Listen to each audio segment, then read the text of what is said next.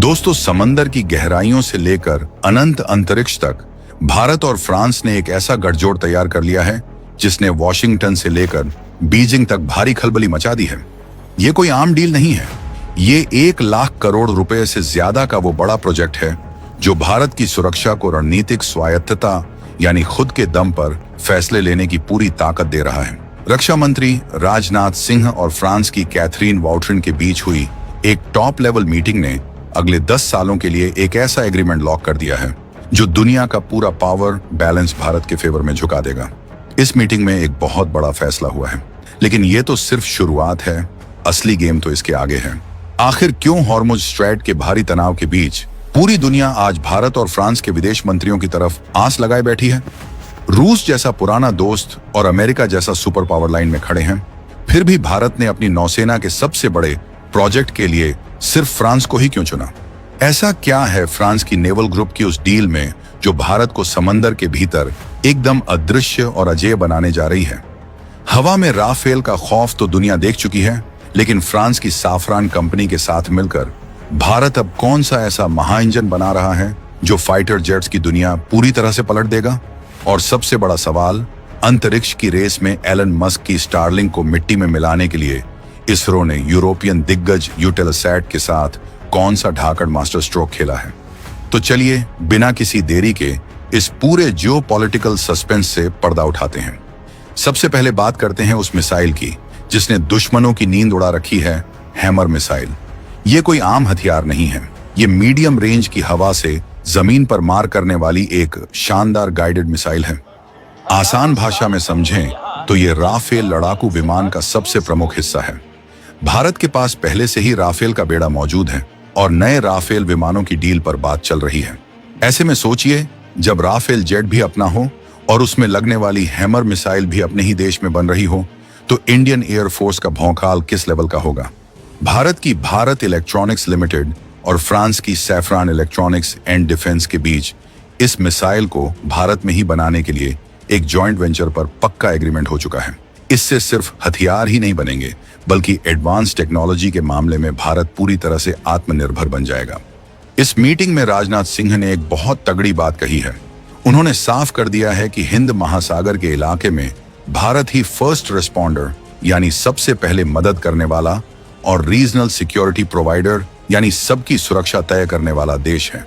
सीमाओं के पार से जो अशांति फैलाने की कोशिशें होती हैं, वो पूरे इलाके के लिए एक बड़ा खतरा है और भारत इसे किसी भी कीमत पर बर्दाश्त नहीं करेगा।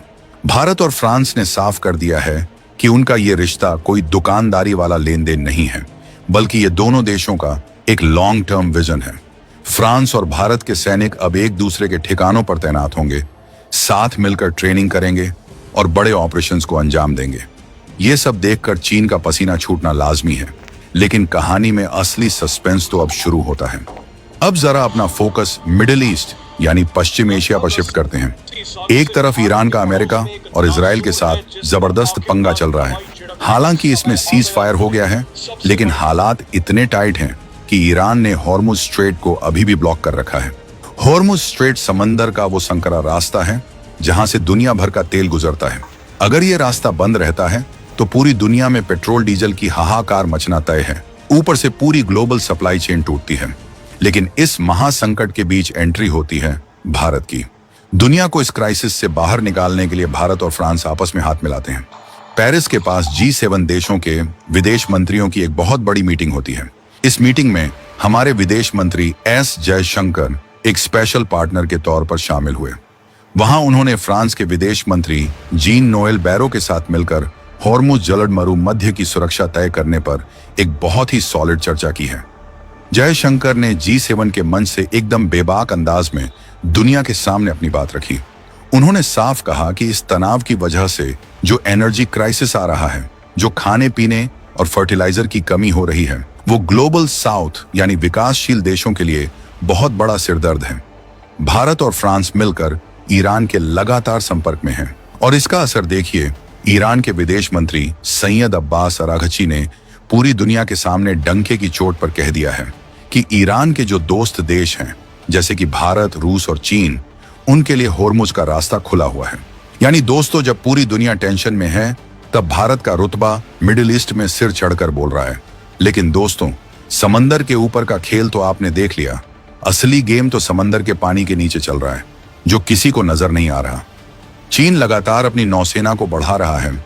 साउथ चाइना सी से लेकर हमारे हिंद महासागर तक वो अपनी घुसपैठ की कोशिश कर रहा है। लेकिन अप्रैल 2026 का नया भारत इन चुनौतियों का रोना नहीं रोता, बल्कि उनका इलाज करता है।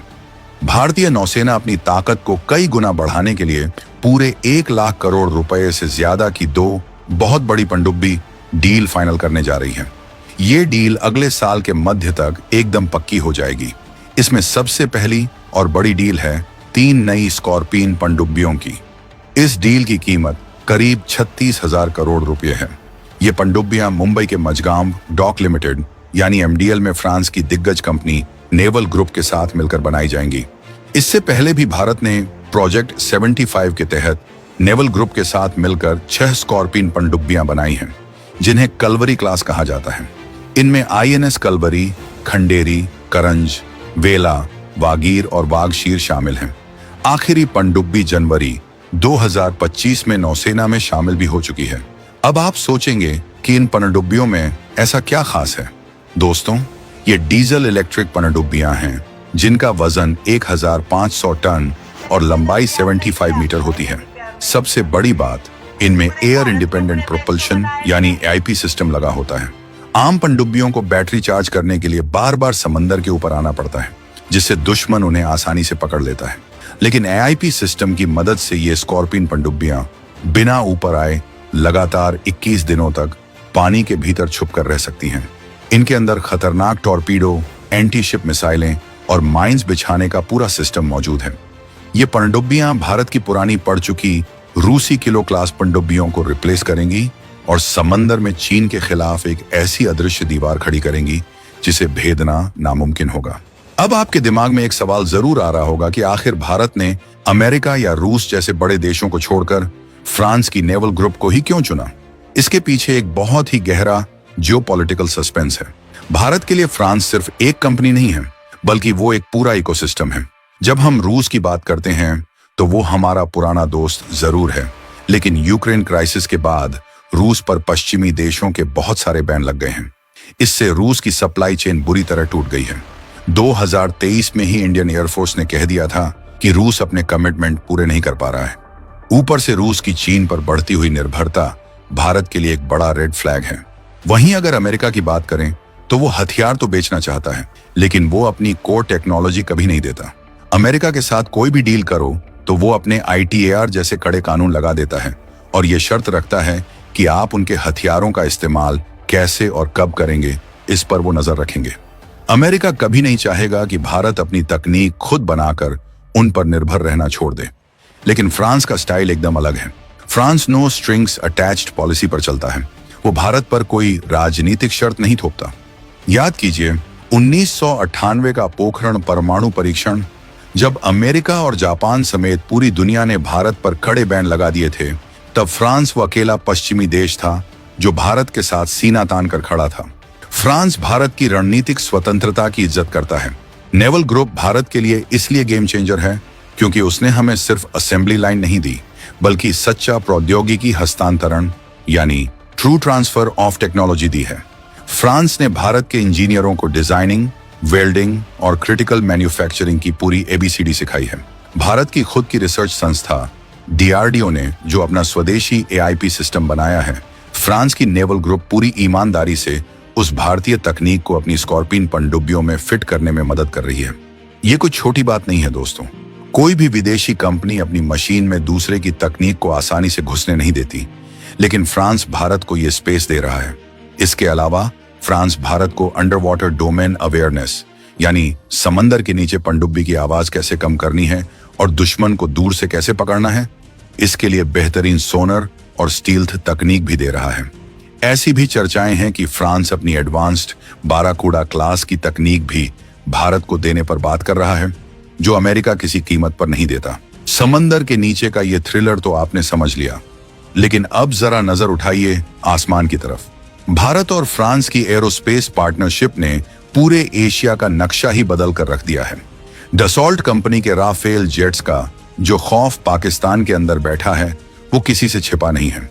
राफेल ने पाकिस्तान पर एक ऐसी मनोवैज्ञानिक जीत दर्ज की है जिसने उनकी एयरफोर्स को पूरी तरह बैकफुट पर धकेल दिया है। राफेल के अंदर जो मीटियर मिसाइलें लगी हैं, उनका बियॉन्ड विजुअल रेंज यानी बिना दिखे दूर से ही मार गिराने का जो सिस्टम है, उसका पाकिस्तान के पास कोई तोड़ नहीं है। आज भारतीय वायुसेना के पास 36 राफेल जेट्स पूरी शान से उड़ रहे हैं और अब भारत अपनी नौसेना के एयरक्राफ्ट कैरियर INS विक्रांत और विक्रमादित्य के लिए 26 नए राफेल मरीन फाइटर जेट्स की डील भी फाइनल करने वाला है। जब समंदर के बीच से ये राफेल उड़ान भरेंगे तो दुश्मनों की रूह कांप जाएगी। लेकिन बात सिर्फ बने बनाए जेट्स खरीदने की नहीं है। भारत अब भविष्य की सोच रहा है। भारत अपने दम पर 5वीं पीढ़ी का सबसे घातक फाइटर जेट AMCAM का बनाने पर काम कर रहा है। ऐसे एडवांस जेट्स के लिए एक बहुत ही पावरफुल 110 किलो न्यूटन थ्रस्ट वाले इंजन की जरूरत होती है। अमेरिका ये इंजन बनाने की तकनीक देने में हमेशा आनाकानी करता है, लेकिन फ्रांस की साफरान कंपनी ने 100% टेक्नोलॉजी ट्रांसफर के साथ इस इंजन को सीधे भारत में ही बनाने का हाथ बढ़ाया है। ये एक ऐसा मास्टर स्ट्रोक है जो भारत को हमेशा के लिए इंजन के मामले में आत्मनिर्भर बना देगा। लेकिन सस्पेंस अभी खत्म नहीं हुआ है। समंदर और आसमान को मुट्ठी में करने के बाद अब भारत की नजर है उस जगह पर जहां से दुनिया का भविष्य तय होने वाला है, यानी अंतरिक्ष। जी हां, स्पेस की दुनिया में भारत की एजेंसी इसरो अब कोई आम प्लेयर नहीं रही, बल्कि वो पूरी दुनिया की स्पेस सुपर पावर बन चुकी है। आप सभी एलन मस्क और उनकी कंपनी स्टारलिंक के बारे में तो जानते ही होंगे, जो पूरी दुनिया में स्पेस से हाई स्पीड इंटरनेट देने का काम कर रही है। स्टारलिंक का इस मार्केट में एक तरह से एकाधिकार यानी मोनोपोली बनी हुई है। लेकिन अब इसरो ने एलन मस्क के इस साम्राज्य को सीधे टक्कर देने की पूरी तैयारी कर ली है। यूरोप की बहुत बड़ी सैटेलाइट दिग्गज कंपनी यूटेलसैट ने अपने वनवेव सैटेलाइट इंटरनेट प्रोजेक्ट के लिए इसरो के साथ एक बेहद धाकड़ कॉन्ट्रैक्ट साइन किया है। वनवेव का प्लान भी स्टारलिंक की तरह ही पृथ्वी की निचली कक्षा यानी LIO में सैकड़ों छोटे छोटे सैटेलाइट्स का एक जाल बिछाना है, ताकि दुनिया के हर कोने में इंटरनेट पहुंच सके। इस वन वेव प्रोजेक्ट में भारत के सुनील भारतीय मित्तल की भी बहुत बड़ी हिस्सेदारी है। पहले ये सैटेलाइट्स रूस के रॉकेट से लॉन्च होते थे, लेकिन यूक्रेन क्राइसिस के बाद पश्चिमी देशों ने रूस पर बैन लगा दिया। ऐसे में पूरी दुनिया के सामने एक बड़ा संकट आ गया कि अब इन सैटेलाइट्स को अंतरिक्ष में कौन ले जाएगा। चीन पर कोई भरोसा नहीं करता और अमेरिका की स्पेसएक्स खुद वनवेव की सबसे बड़ी कॉम्पिटिटर है। ऐसे में एंट्री होती है भारत के बाहुबली रॉकेट LVM-3 की। इसरो का यह भारी भरकम रॉकेट अब तक 100% सक्सेस रेट के साथ काम कर रहा है। दुनिया की बड़ी बड़ी कंपनियों को यह समझ आ गया है कि इसरो न सिर्फ सबसे सुरक्षित लॉन्च पार्टनर है, बल्कि सबसे किफायती भी है। इसरो के साथ डील करने पर यूटेलसैट को कम बजट में एकदम सटीक और शानदार रिजल्ट मिल रहे हैं। ये डील सीधे तौर पर एलन मस्क को एक खुली चुनौती है। इस डील से भारत को करोड़ों डॉलर की बम्पर कमाई होगी। सोचिए, वनवेव के एक्टिव होते ही भारत के उन दूर दराज के गांवों, ऊंचे पहाड़ों और रेगिस्तानों में भी बिना फाइबर केबल बिछाए एकदम रॉकेट की स्पीड से इंटरनेट पहुंचने लगेगा, जहां आज फोन के नेटवर्क भी नहीं आते। और इसरो यहीं रुकने वाला नहीं है। आने वाले कुछ ही महीनों में इसरो कई और विदेशी कंपनियों के बड़े बड़े पेलोड्स अंतरिक्ष में भेजने वाला है। भारत अब दुनिया का सबसे भरोसेमंद स्पेस ट्रांसपोर्टर बन चुका है। LVM-3 रॉकेट ने यह साबित कर दिया है कि भारी सैटेलाइट्स के लिए भारत को अब किसी विदेशी रॉकेट का मोहताज नहीं रहना पड़ेगा। और सबसे शानदार बात तो यह है कि इन विदेशी कंपनियों की सैटेलाइट लॉन्च करके इसरो जो करोड़ों रुपए कमा रहा है, उस पैसे का इस्तेमाल भारत के भविष्य के सबसे बड़े मिशनों यानी इंसानों को अंतरिक्ष में भेजने वाले गगनयान और चांद के रहस्यों को सुलझाने वाले चंद्रयान मिशन में किया जाएगा। दोस्तों, तस्वीर बिल्कुल साफ है। डसॉल्ट कंपनी के जरिए आसमान में, नेवल ग्रुप के जरिए समंदर की गहराइयों में, साफरान कंपनी के जरिए तकनीकी इनोवेशन में और इसरो के जरिए अनंत अंतरिक्ष में भारत और फ्रांस की यह पार्टनरशिप एक ऐसा चक्रव्यूह रच रही है जिसे तोड़ना दुनिया की किसी भी ताकत के बस की बात नहीं है। ये सिर्फ कोई नॉर्मल कूटनीति नहीं है। ये दो आजाद और संप्रभु देशों के बीच भरोसे की एक ऐसी मजबूत दीवार है जो आने वाले दशकों में पूरे एशिया और ग्लोबल वर्ल्ड ऑर्डर का नया भविष्य लिखने जा रही है। 2026 में फ्रांस में G7 का जो बड़ा शिखर सम्मेलन होने वाला है, वहां जब प्रधानमंत्री नरेंद्र मोदी और फ्रांस के राष्ट्रपति एक साथ मंच पर होंगे तो दुनिया भर की निगाहें उन पर होंगी। ये मंच ग्लोबल सप्लाई चेन और इंडो पैसिफिक इलाके में चीन की चालाकियों के खिलाफ एक सीधा और कड़ा मैसेज देने वाला है। भारत अब पीछे हटने वालों में से नहीं है। कूटनीति से लेकर युद्ध नीति तक हर मोर्चे पर भारत ने अपनी धाक जमा ली है। तो दोस्तों, इस पूरी मास्टर क्लास जियोपॉलिटिकल शिफ्ट पर आपका क्या सोचना है? क्या आपको लगता है कि भारत और फ्रांस की ये जोड़ी चीन के समुद्री मंसूबों को पूरी तरह से दफन कर पाएगी? क्या इसरो की ये उड़ान एलन मस्क के स्पेस साम्राज्य को हिलाकर रख देगी? कमेंट बॉक्स में अपना जवाब अभी लिखकर बताइए। आपकी राय बहुत मायने रखती है।